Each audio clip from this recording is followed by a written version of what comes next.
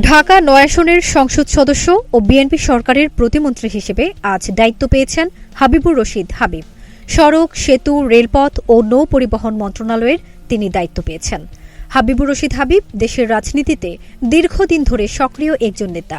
তিনি ঢাকা ৯ আসন থেকে জাতীয় সংসদ সদস্য হিসেবে নির্বাচিত হয়ে জনগণের প্রতিনিধিত্ব করছেন।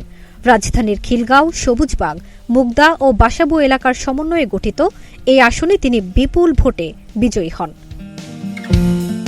দীর্ঘদিন ধরে তিনি বাংলাদেশ জাতীয়তাবাদী দলের রাজনীতির সঙ্গে যুক্ত। অতীতে ওয়ার্ড, থানা ও মহানগর ছাত্রদলের দায়িত্ব পালন করে কেন্দ্রীয় ছাত্রদলের সাধারণ সম্পাদক হয়েছেন। এরপর মহানগর বিএনপির শীর্ষ পদে দায়িত্ব পালন করে বর্তমান বিএনপির জাতীয় নির্বাহী কমিটির সদস্য পদে আছেন।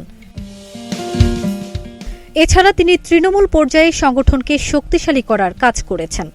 তার রাজনৈতিক জীবনের অন্যতম বৈশিষ্ট্য হল সাংগঠনিক দক্ষতা ও মাঠ পর্যায়ে সক্রিয় উপস্থিতি।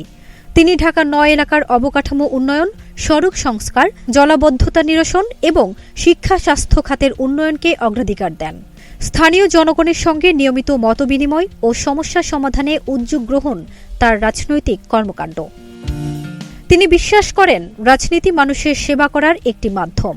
দলীয় আদর্শের পাশাপাশি জনকল্যাণমূলক কার্যক্রমের মাধ্যমে জনগণের আস্থা অর্জনই তার প্রধান লক্ষ্য। তরুণ প্রজন্মকে রাজনীতিতে সম্পৃক্ত করার বিষয়েও তিনি গুরুত্বারোপ করেন। এভাবেই ঢাকা ৯ আসনের জনগণের প্রতিনিধি ও সরকারের প্রতিমন্ত্রী হিসেবে হাবিবুর রশিদ হাবিব কাজ করে যাবেন উন্নয়ন ও জনকল্যাণের প্রত্যয়ে। ফারজানা নিকিতা, নাগরিক প্রতিদিন।